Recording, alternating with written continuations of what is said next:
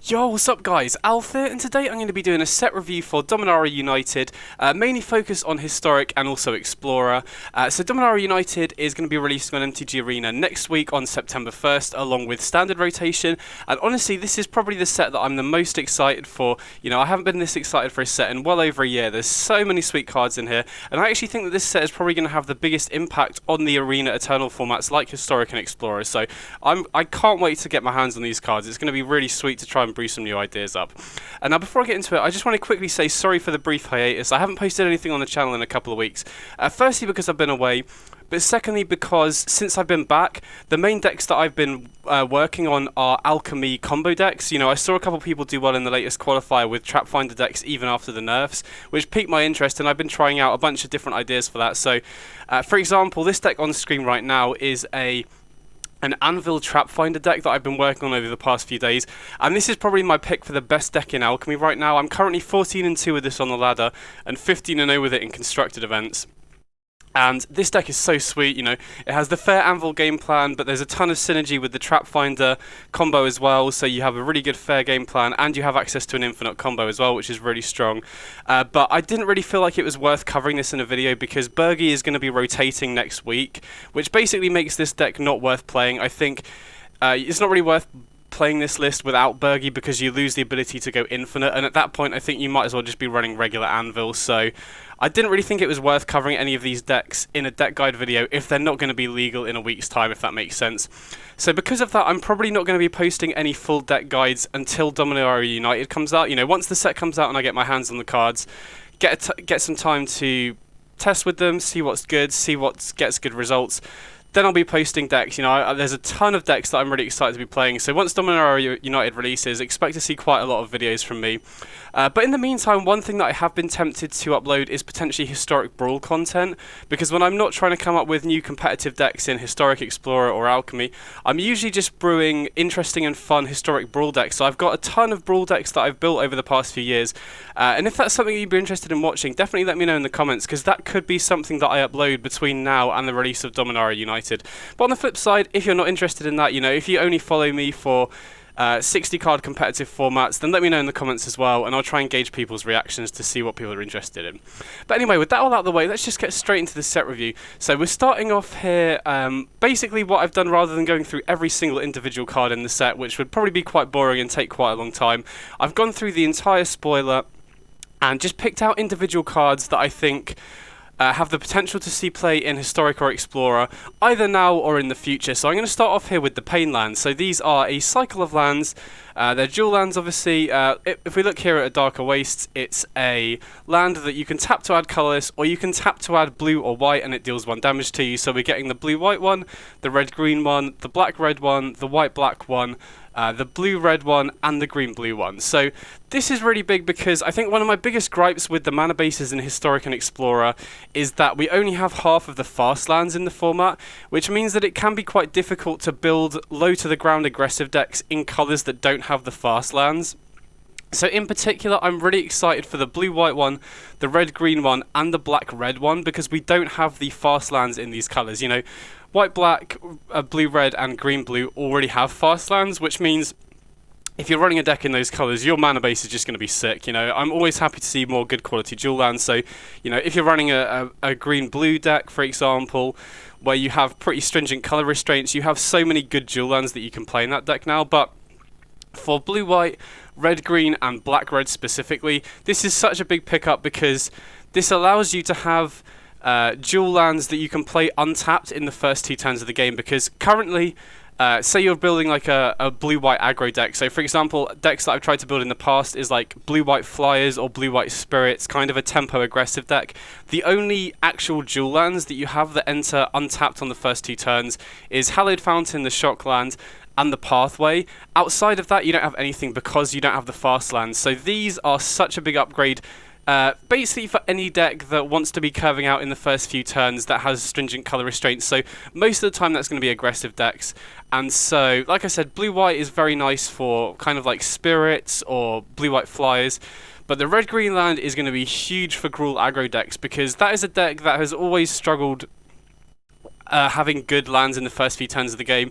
Rootbound Crag is a card you never really want to run, because then that means you can't really afford to be running creature lands, because then your Rootbound Crag is going to be entering taps. So having this Painland for red-green aggressive decks is really huge. And then the black-red one is really big as well, because, you know, a deck that I posted recently is Black Market Creativity. That's not an aggressive deck per se, but that is a deck where you do want to be curving out, and there are pretty stringent mana constraints. So I'm definitely going to be trying these out in low-to-the-ground aggressive decks in these colours. Now, specifically for the Black Market Connections deck, there is a chance that this might be too much life loss, because that deck is already running 4 Thoughtseize, 4 Blood Crypt, 4 Black Market Connections. So there's a chance that Canyon Slough might be better than this in that deck specifically, but I think having these in the format is really, really good, because now the mana base for black-red aggressive decks, red-green aggressive decks, and blue-white aggressive decks is so much better. And then obviously, you know, like I said, with the other colours as well, it's always nice to just get improved mana base. So I'm really happy to see these. Some other fringe scenarios that you could use for these, specifically with the black-red one. First of all, I think this is potentially a good option for Death Shadow decks, because Death Shadow is always a deck that has run either 3 colours or has been 2 colours, and you run off-colour shock lands to enable life loss. And with Sulphurous Springs, I think there's a potential that you could now just run straight black-red and just have enough life loss in your lands between Blood Crypt, Agadeem's Awakening, Shatterskull Smashing, and Sulphurous Springs. And I think the Painlands in Death Shadow are better than most of the other lands, because you have way more control over your life loss. You know, you can lose single life at instant speed during your opponent's turn. So I think this is really nice for Death Shadow. And then the other deck that, you know, more of a fringe scenario that this is also a nice pickup for is Forsaken Monument decks in Historic, because that is a deck where you want all of your lands to be able to tap for colourless so that you can double up your mana with Forsaken Monument. But those sorts of decks also want to be running coloured permanents for removal, so there's the potential now that you could potentially run maybe a 2-colour Forsaken Monument deck and still have enough lands that produce colourless for your monument to be good. So these are a really great addition to the format, specifically just to help with the aggressive decks mainly. Then next up, we've got Liliana of the Veil. So this is obviously the card that everyone is talking about. Really, really strong Planeswalker. So it's 3 mana. Comes in with 3 loyalty, +1, each player discards a card, -2, target player sacrifices a creature, and then -6, separate all permanents target player controls into 2 piles.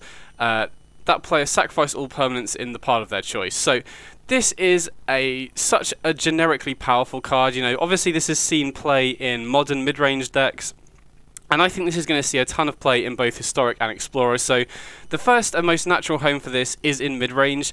In Historic, red-black mid-range is already a really powerful deck. You know, you've got regular red-black mid-range, and there's also Rakdos Arcanist as well. And in Explorer, red-black mid-range is potentially the most powerful, well, potentially the most popular deck in the whole format anyway. And I think this just fits straight into those decks. Really powerful in a mid-range shell because it's very easy to defend it. It starts to pressure your advantage once you get ahead to cement your position in the game. Really helps against control as well because it's much more difficult for them to deal with planeswalkers. +1 is just great against control anyway, or slower decks. -2 gives you some removal against creatures, so this is a really generically powerful card. Probably at its best in mid-range decks, but I wouldn't be surprised to see it in play even further out from that. You know, any black creature deck, I could see potentially running this in the main deck. And I could also see this seeing play in a lot of sideboards as well, specifically black creature decks against control, because control in Historic anyway has a really big selection of good sweepers. You know, you've got Divine Purge, Supreme Verdict, Farewell, and so if you're running a black X, you know, either mono black or black with other colours aggressive deck, and you can afford to consistently have double black on turn 3, I think this is a really solid sideboard card against control decks because, you know, if they do have a sweeper, Liliana will stick around. It's much more difficult for them to interact with it. So I think this is going to see a ton of play, specifically in mid-range decks, but also in sideboards of black decks as well. On a little bit of a tangent as well, I think this is going to be really strong in Alchemy and Esper mid-range as well, because Esper mid-range is basically a deck that is largely built around Diviner of Fates, and Liliana of the Veil with Diviner of Fate seems absolutely insane because you can use the +1, force your opponent to discard a card, and because Diviner seeks a card when you discard a card, you're essentially just improving the quality of cards in your hand. You basically just break the symmetry on it completely. And then, you know, other cards that you want to discard in that deck. Kaleem is a card that you want to discard so you get more copies in your deck and you can start bringing it back. Tenacious Underdog is another card that you want to pitch to your graveyard. So Liliana the Veil, I think this is going to see play in tons of different formats. Super strong card and almost guaranteed to see play. If you're a red-black mid-range player, I think this is going to be great. The only slight problem with Liliana, especially in Historic, is that a lot of the best cards, or there's a lot of competition at the 3-drop slot. You know, you've got Fable of the Mirror Breaker, Seasoned Pyromancer, Bonecrusher Giant, so there are going to have to be some tough deck building decisions in order to fit this in, but I think the quality of this card is so high that you absolutely want to be running this. Could potentially see 4 copies in most mid-range decks, so yeah, super powerful card, going to see play in a lot of the arena formats. Next up we've got Rundvelt Hordemaster, and this is probably one of the cards that I'm the most excited for. So 2 mana 1/1 Goblin Warrior, and other goblins you control get +1/+1, so it's a 2 mana Lord, which we've never seen in Goblins on Arena anyway, so that's good for a start. But this is the most powerful ability. Whenever Rundvelt Hordemaster or another goblin you control dies, exile the top card of your library. If it's a goblin creature, you can play it, or you may cast that card until the end of your next turn. So this is huge because, first of all, a 2 mana Lord is already like decent. If it was just a 2 mana Lord, it probably wouldn't be good enough to see play, but this secondary ability where it produces card advantage is so strong, and the fact that it's until the end of your next turn is really, really powerful because it means that you don't have to worry about being able to play your cards immediately. And this is going to be really strong in basically all types of goblin decks because it's just a way for you to consistently produce card advantage. I think this is going to see more play, or I think it's going to be at its best in more sacrifice goblin variants. So 2 goblins decks that I posted recently in Historic are the Cabaretti Revels Putrid Goblin combo deck, and I think this is going to be such a good card in that deck as well. And also a more Muxus based sacrifice variant. I do think this card is going to be good in kind of the old school Goblins builds with Krenko as well, because it's an Anthem effect, which is great when you're going wide, either off Muxus or your fair game plan, and is also just a way to produce card advantage. You know, if the opponent has a Destruction Sweeper effect, you just get to draw a bunch of cards essentially. If you have it out with Scout Prospector, it's really sick, but I think this card is going to be at its best in black-red Goblins decks that are running 4 Scout Prospector, 4 Slingang Lieutenant. This card just seems nuts with Slingang Lieutenant because Lieutenant immediately produces 2 tokens. You can sacrifice your Goblins at instant speed to drain the opponent and produce card advantage as well, so this is one of the first cards that I'm going to be trying out, and it seems like it should be really, really strong in the sacrifice Goblins decks. Could potentially push those decks to the top of tier 1. Honestly, this card seems really, really strong in those sorts of decks. Speaking of goblins, next up we've also got Squee Dubious Monarchs. This is a 3 mana legendary goblin with haste, 2/2 with haste, and whenever it attacks you create a 1/1 red goblin creature token that's tapped and attacking. And it basically also has escape by paying 4 mana and exiling 4 other cards from your graveyard.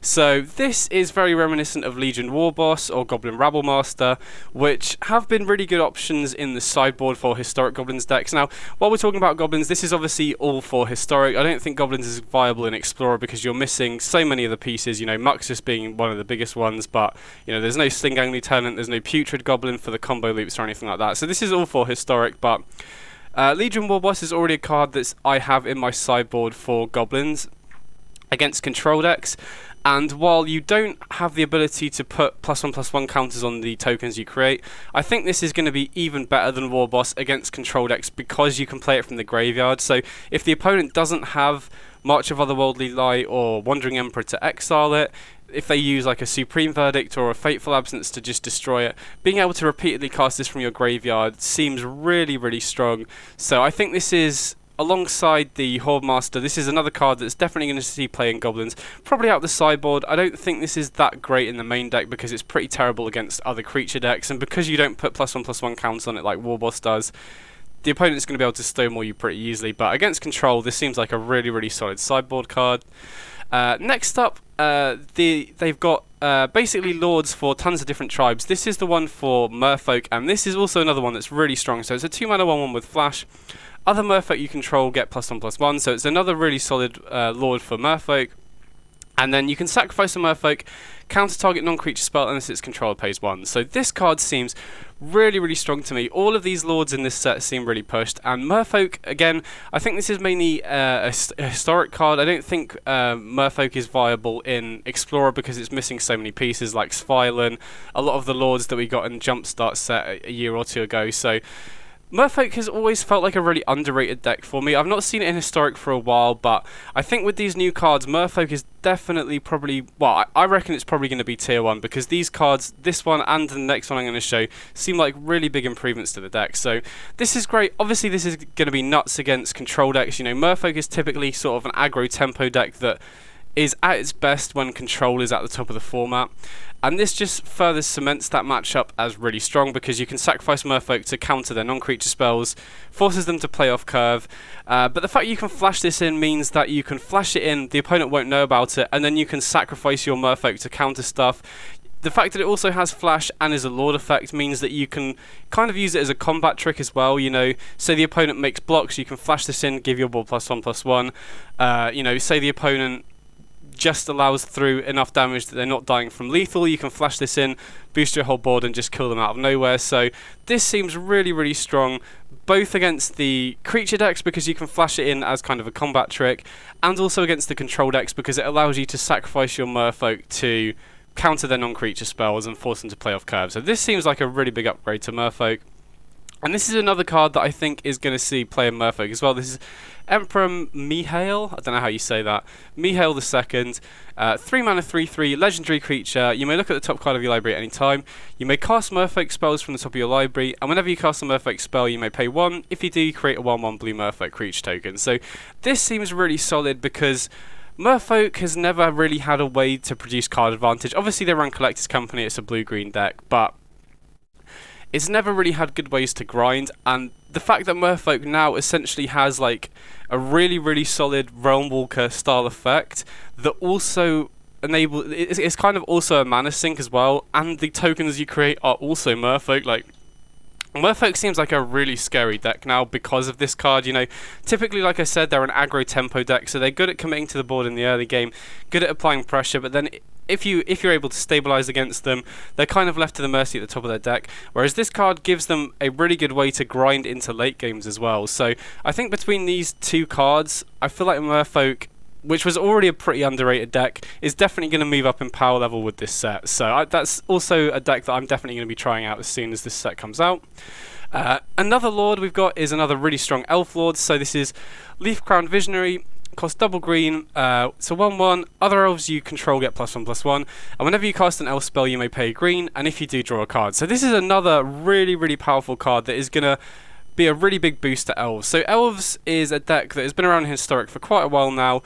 Typically the two biggest problems with elves is, first of all, they're really weak to sweepers, which this doesn't really help against, but that's just going to be the natural weakness of the deck in general. The second big weakness of elves is that it tends to struggle, you know, similar to Merfolk with that last card we looked at, it tends to struggle moving into the mid to late game. You know, it has a very fast initial burst, but unless you're running Realm Walker or Freyalise, it doesn't tend to have that many great ways to grind into the late game, and this just seems really, really strong. You know, it's another Lord effect, which is nice upside. I think typically my favourite elves decks aren't as focused on the Anthem effects and are more focused on generating mana to pump into Allosaurus, Shepherd or Warmaster, but this is great because it just gives you a way to grind into the late game. You know, I've in the past have been running elves decks running Karn the Great Creator to fetch stuff like Lifecrafter's Bestiary, which essentially does this for 3 mana, and the fact this is a 2 mana creature is so good. You know, elves is a deck that I feel like the 2 mana slot is probably the most lacking in good cards, because 1 drops you've got Llanowar Elves, Elvish Mystic, Allosaurus Shepherd. 3 drops you've got Archdruid. I really like Circle of Dreams Druid. You've got Realm Walker. You've got Freyalise, you've got Growing Rites of Itlimoc. There's loads of really good options at the 3-drop slot. At the 2 drops, you've got Elvish Warmaster, which I'd consider a staple, but then after that, the quality of 2 drops drops pretty significantly. You've got Clan Caller, which I think is decent but not amazing. You've got Visionary, you've got Dwayne's Elite. So I think having this at the 2-drop slot is really, really strong. And again, I think Elves is definitely going to pick up. I think currently in Historic, there aren't that many decks running sweepers. Obviously, Control is always going to be running sweepers, but there haven't really been that many sweepers in the sideboard of decks recently. So I think Elves, along with Merfolk and Goblins, could definitely see a resurgence because of this card.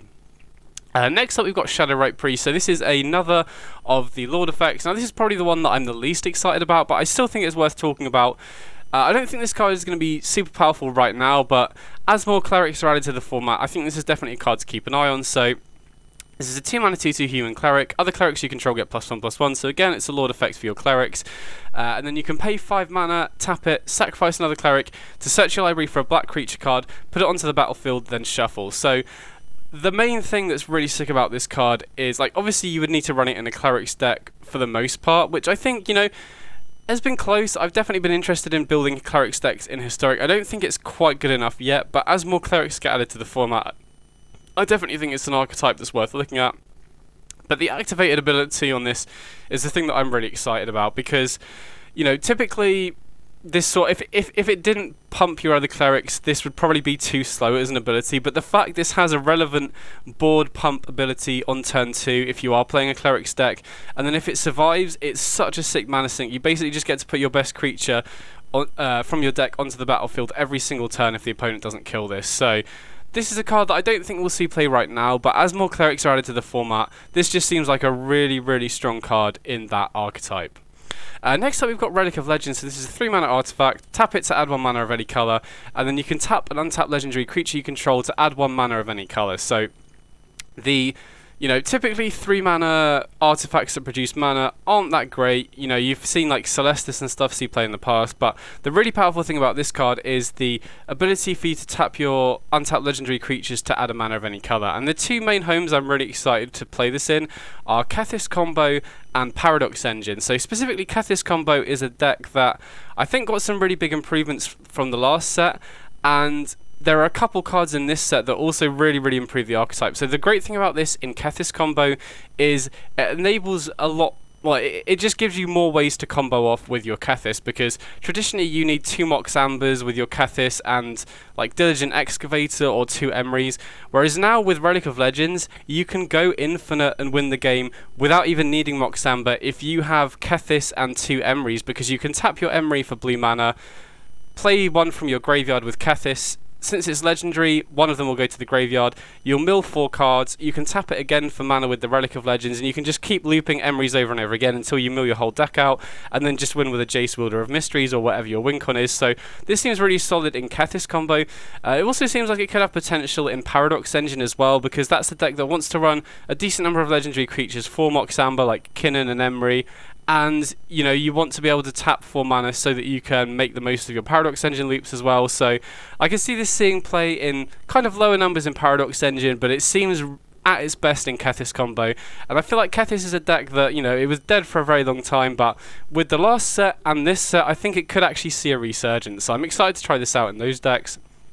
Next up, we've got Aether Channeler. This is another one of my favourite cards from this set. It's a 3-mana 2/1 human wizard. When it enters the battlefield, choose one. Either create a 1/1 flying token, return another target non-land permanent to its owner's hand, or draw a card. So this card is so sweet. You know, for the longest time, I've wanted to see Reflector Mage in the format. I feel like all of the other 3 drops that bounce creatures have been kind of underwhelming. You know, Exclusion Mage has been around for a while, but that card is pretty bad on rate. This card is just nuts, though. All 3 modes are really sick, so being able to create a 1/1 is just decent if you need, you know, more blockers or more attackers to pressure. But the main 2 abilities you're really excited about on this are the ability to bounce, and it doesn't just bounce creatures, it can bounce any non-land permanent. So you can bounce planeswalkers, you can bounce enchantments or artifacts, which seems really sick. And then as a failsafe, you could always just draw a card with this as well. So this seems great in so many different shells. It's a human and it's a wizard, which are both very relevant types. It's just good in Collected Company decks, it's good in Blink decks. Like this just seems like a really, really solid card. And I'm really excited to try it out in Collected Company decks. You know, you could potentially run Bant Humans now with this as a way to just produce card advantage or give some extra interactions. So there's so many different homes that this could fit into. You know, again, you could be running Wizards with Harmonic Prodigy as well, which seems like another really nice synergy with this card. So I'm really excited to try this out, and this is one of my favourite cards from the set for sure. Next up we've got Ajani Sleeper Agent, so this is either a 4 mana Planeswalker or a 3 mana Planeswalker if you pay 2 life, but it enters with 2 fewer loyalty counters. So this can be either a 3 or 4 mana Planeswalker depending on how the game is playing out. Enters with 4 loyalty if you pay 4 mana, 2 loyalty if you pay 3 mana, and then you can +1 to reveal the top card of your library. If it's a creature or Planeswalker, put it into your hand. Otherwise, you can put it on the bottom of your library. So either essentially scries or draws you a card. You know, typically you want to be playing this in decks with a high creature or Planeswalker count, so, you know, +1 to either scry or probably about 50% of the time draw a card is pretty decent. -3, distribute 3+1/+1 counters among up to 3 creatures you control. They gain vigilance until the end of turn, so gives you a way to boost your board if you need to. And then the emblem, -6, you get... Sorry, yeah, -6 for the ultimate, I mean. You get an emblem with whenever you cast a creature or Planeswalker spell, target opponent gets 2 poison counters. Which basically means if you cast 5 spells with the ultimate, you win the game. So this is a card that just on rate probably isn't amazing for Historic, but the main reason I'm excited for this is specifically in Historic green-white Helioke combo. So Helioke combo is a deck that I've been working on for a very long time now, one of my favourite decks to play. One of the big issues with that deck is that it's always had a really bad matchup against Control, because the combo can be killed by sweepers, which is something Control always runs. Typically Helioke is just good against creature decks and typically bad against Control, and this just seems like a really solid sideboard card in Helioke. You know, I was previously running Gideon Blackblade as my Planeswalker of choice, but with Wandering Emperor and March of Otherworldly Light being very common in Control decks now that can exile your Gideon Blackblade, that card hasn't really seemed that great to me. You know, attacking with your Gideon and then the opponent flashing in a Wandering Emperor and exiling it is so brutal. Whereas this card seems really good. I think in Helioke against Control, you do need your Planeswalkers to be 3 mana so that you can get them underneath Archmage's Charm on the play, which is really important.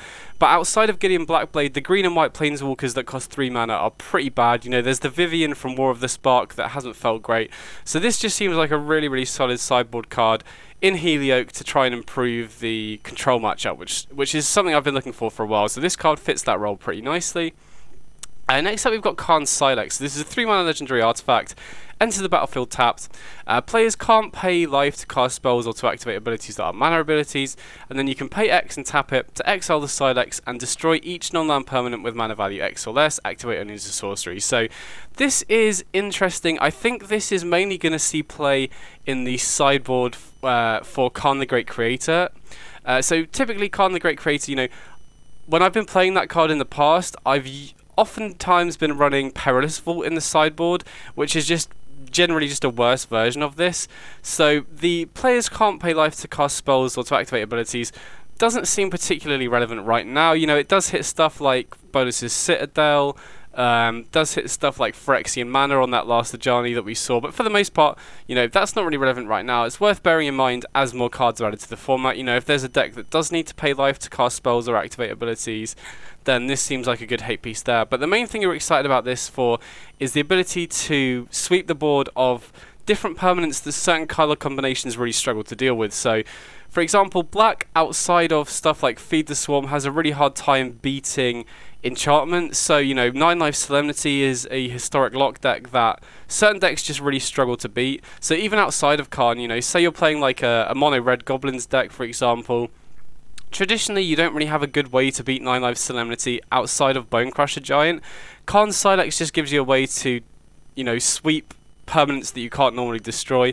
And even outside of that, like I said, if you are running Karn the Great Creator, you can just use this as a kind of slow but still gets the board sweeper to just get rid of everything.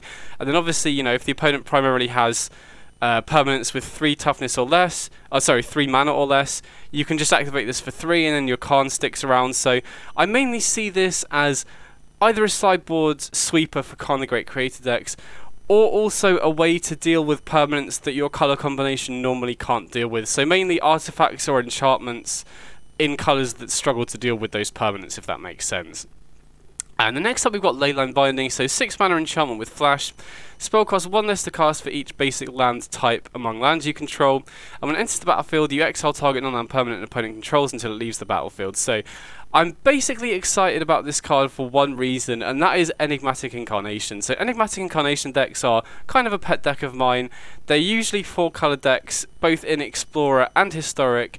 So that means that the domain on this is usually going to be reduced by 3 or 4, which is a pretty good rate when you're casting it anyway. The fact it has flash is really nice. But the really nice thing about this card in Enigmatic Incarnation decks is even if it is reduced because of your land types, when it's on the battlefield, it counts as a 6 mana permanent, which you can then sacrifice to Enigmatic Incarnation in order to get a 7-drop out of your deck. So I think the best options for that are probably Agent of Treachery if you're playing Explorer, or, you know, potentially Titan of Industry seems like a really strong one as well. So this seems like a really, really powerful card, specifically in Enigmatic Incarnation decks. Because it's very easy to reduce the cost once you've hit all 4 of your colours. Some decks are running 5 colours as well, which makes it even cheaper. And then you can shoot up some really, really powerful 7-drops off the Incarnation as well. So this seems like a really great addition to that deck. Next up we've got Plaza of Heroes. This is a land. Can tap to add a colourless. You can tap it to add 1 mana of any colour. Spend this mana only to cast a legendary spell. Tap it to add 1 mana of any colour among legendary permanents you control. And then you can pay 3 and tap it to exile the Plaza and give target legendary creature hexproof and indestructible until end of turn. So similar to the relic that we saw earlier, the main home that I'm really excited for this card in is Kethis again, because that is a deck that is full of legendary creatures. And one of the biggest issues with the Kethis deck when I was testing it recently was just that the mana base felt pretty inconsistent, to be honest. And this is just such a big upgrade for those sorts of decks. This is really, really going to help mana fix. And so, you know, the fact that the Kethis deck kind of gets more redundancy in the combo pieces from that the artifact relic we saw earlier, and it also gets improvements in the consistency of its mana base, which is one of the biggest issues with the deck. I think Kethis could be a player going forward, so I'm really excited to try this Plaza out in that shell. Next up we've got Temporary Lockdown. So this is a 3 mana enchantment. When it enters the battlefield, exile each non-land permanent with mana value 2 or less until it leaves the battlefield. So this is basically a mass portable hole, which seems really strong against certain decks. You know, if Anvil Sacrifice decks is still a thing, this is going to be great there. Against Affinity, this seems really, really solid as well, because they tend to run a ton of cheap permanents as well. So this seems like a really, really strong sideboard card against decks that are running a lot of cheap permanents, and certain decks like Affinity are going to struggle to deal with this once it's on the battlefield anyway. You know, the obvious weakness of this is if the opponent can kill it, they get all their stuff back, but certain colour combinations really struggle to deal with enchantments. And additionally, you know, this is still going to kill tokens that they won't get back as well. So this just seems like a very good sideboard card that already has some applications right now, and as more cheap cards are printed into the format, this definitely seems like a card that is only going to get better as more cards are added to the format. Next up we've got Phoenix Chick. So this is a 1 mana 1/1 with flying and haste, can't block, and whenever you attack with 3 or more creatures you may pay double red. If you do, you can return Phoenix Chick from your graveyard to the battlefield, tapped and attacking with a +1/+1 counter on it. So this is a really sweet card. The main home that I'm excited for this card in is Mono Red's Madness, or Mono Red Discard. Like, basically a deck that has a ton of Faithless Looting, Seasoned Pyromancer, Fable of the Mirror Breaker style effects, with cards like, I think Mana Gorger Phoenix is the name of it, that's, you know, pitch it to your graveyard, and then as you pay red spells you can bring it back. This is another card that is just really solid to discard, because I felt like the Mono Red Madness deck, it was good, but it didn't really have that many good payoffs for discarding cards. I think Blazing Root Wallet is absolutely amazing. That card is so good to discard. I think Mana Gorger Phoenix is another really nice payoff for discarding. But outside of that, you know, Fiery Temper can be kind of annoying, especially if you're playing it with cards like Seasoned Pyromancer, because you'd need to have 4 mana to play Seasoned Pyromancer and then discard Fiery Temper. So the fact that we now have a third really good target to discard to the graveyard in Mono Red Madness means that I think the deck is definitely getting a pretty big upgrade. You know, you've got Faithless Looting, Seasoned Pyromancer, Fable is really good ways to discard it. You could potentially even run it as a Hollow One deck as well, because Looting, Seasoned Pyromancer and Fable all enable Hollow One. So Phoenix Chick, a really exciting card for that archetype. One of my favourite decks to play, so I'm really excited to try this one out as well. Next up we've got Tail Swipe. So this is a 1 mana green instant. Choose target creature you control and target creature you don't control. If you cast this during your main phase, the creature you control gets +1/+1 until end of turn. Then those creatures fight each other. So this is really nice because it's basically just an upgraded fight spell. You know, the best fight spell previously in green You know, obviously the big drawback of running mono green is that all of your removal is fight spells. That's how it's always been. You know, I think that makes sense for the colour identity, but the best fight spell you have at 1 mana before was Blizzard Brawl, which kind of forces you to play Snowlands and is only sorcery speed. This means that if you're playing mono green, you don't necessarily have to play Snowlands, and you have an instant speed way to fight as well, which seems like just a really decent upgrade. You know, having a 1 mana removal spell in green. Obviously, you know, same with every fight spell, you are vulnerable to the opponent killing your creature in response, but this just seems like a really nice option for mono green decks, slightly just more efficient removal basically. So I expect us to see play in mono green. Next up we've got the Cruelty of Gix. So this is, you know, we're moving more into cards that I'm not 100% will see play, but they have potential. So this is a 5 mana saga. It has read ahead, which is an interesting new mechanic where you get to pick the chapter that you start at. You know, typically sagas, you always start at chapter 1 when you play it, whereas this, you can start at chapter 1, 2 or 3 depending on whichever is better. So you pay 5 mana, chapter 1, target opponent reveals their hand, you choose a creature or planeswalker card from it, that player discards that card. Now for 5 mana that effect is pretty bad, you're never really super excited to do that one, but you know, if you don't need to go straight to the others, that does give you additional value. Second chapter, search your library for a card, put that card into your hand, then shuffle, you lose 3 life. So that is a pretty powerful effect. Now typically we've seen that at 3 mana, but as part of a saga, you know, that's pretty decent, just getting to search your deck for any card. And then the third chapter is where the real value is. Put target creature from a graveyard onto the battlefield under your control. So the main, and typically, you know, you do see that effect at 4 mana. You know, you've obviously got Unburial Rites. In Historic, you've got Priest of Fell Rites as well. So my main concern with this is it is probably a bit too expensive, but you do get a ton of value with this. If you're running a Reanimator deck, I could potentially see running this, because being able to search your library for any card is really strong, because, you know, typically the big weakness of Reanimator decks is graveyard hate. So being able to play this for 5 mana, search your library for removal for the graveyard hate, kill the graveyard hate, and then reanimate something on the next chapter seems pretty strong. Now again, I'm not really sure this is... If I had to guess, I'd probably say this is going to be too expensive in Historic, because, like I said, you know, Priest of Fell Rites, the flashback on Unburial Rites are, you know, 2 and 4 mana respectively. This is 5 mana, so it could be too expensive, but the fact you get to choose a card and then reanimate, and you could also potentially get value off the first chapter if you're in a spot where you feel like you can do that, seems like it does have potential in a Reanimator shell. Again, I'm not 100% sure on this one, but it's definitely worth bearing in mind, and it's a really cool card as well.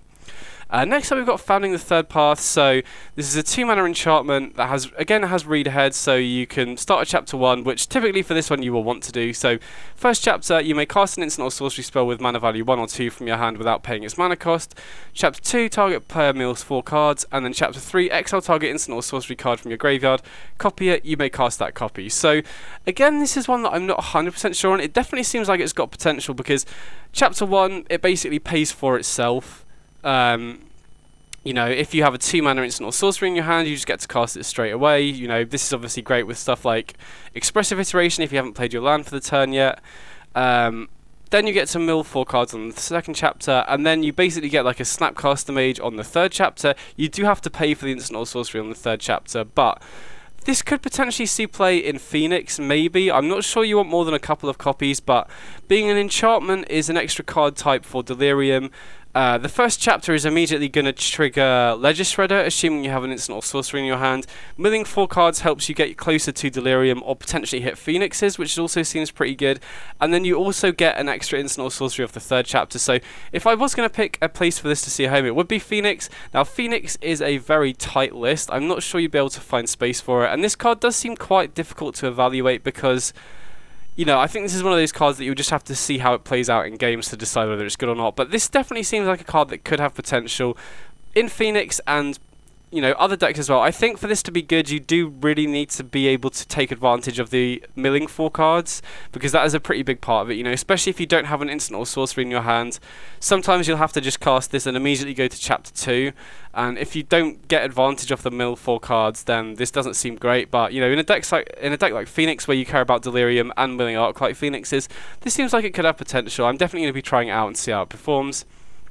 Next up we've got Impede Momentum. 2 mana sorcery, tap target creature and put 3 stun counters on it. And basically, if a permanent with a stun counter would become untapped, you remove a stun counter instead, and you get to scry one. So this is an interesting card because I feel like if you're playing mono blue, we haven't really seen an effect quite like this before. Typically, if you're playing mono blue and you want to deal with creatures, you run bounce effects like Brazen Borrower or Unsummon, whatever. This is a different take on it that seems better against aggro decks. Because, you know, obviously the big downside of this is if you tap down a creature the opponent has that has an activated ability, then the opponent is still going to be able to use that ability. But if you're against just a pure aggro deck where most of the creatures are just there for attacking, as opposed to an unsummon effect, this actually locks it down for an extra turn or two, which seems pretty good. Now again, I'm not really sure this is going to see play because most of the mono blue decks are tempo decks, and for the most part they all want to be playing at instant speed, so this being a sorcery is pretty rough, but this seems like an important card to note because if you are playing mono blue, I haven't really seen an effect like this in blue before. Again, I'm not really sure it's going to see play in Historic or Explorer, but it seemed like an interesting card to talk about. Next up we've got Sheoldred the Apocalypse. So this is a 4 mana 4/5 with Death Touch. Whenever you draw a card you gain 2 life, and whenever an opponent draws a card they lose 2 life. So this is a card that I'm not excited for in the main deck at all really. This is pretty much going to be exclusively a sideboard card I think. And this is kind of comparable to Kalitas a little bit because they both fill a similar role. I think the main reason you would want to be running this is against red decks because, you know, the obvious big downside of this card is if the opponent can kill it before you untap, then you get completely blown out. But red decks specifically, or decks that are relying on red damage-based removal to be able to kill creatures, are really going to struggle dealing with a 5 toughness creature. And I think that is one place where I think this could be better than Kalitas, because Kalitas only has 4 toughness, and there are a decent number of red burn spells that can deal 4 damage. You know, Molten Impact, probably the most powerful one out of the bunch. So this having 5 toughness makes it, you know, say you're against a mono red burn or a mono red aggro deck, makes it very difficult for them to get around, because 4/5 Death Touch is very difficult for them to attack in. And then if it does untap, you just start gaining 2 life every turn, which is so powerful against burn, very powerful against red decks in general. And additionally, I could see this being good against Phoenix as well, because with the Unholy Heat nerf, the Delirium Unholy Heat is only dealing 4 damage, so even if they have Delirium online, they can't deal with this in one shot. And that's also a deck that is drawing a ton of cards off its cantrip effects, and Sheoldred is just going to be dealing them 2 damage every single time they do that. So it's kind of like Kambal, the 3 mana human, in a way. And again, you know, every time you draw a card you gain 2 life as well, so it helps to buff your life total against the aggressive deck. So if you're playing a black deck and you're struggling against the red decks or Phoenix, I could see this as a potential sideboard option, so definitely something to bear in mind there. Next up we've got Serra Paragon. So this is a 4 mana 3/4 angel with flying, and once during each of your turns you may play a land from your graveyard or cast a permanent spell with mana value 3 or less from your graveyard.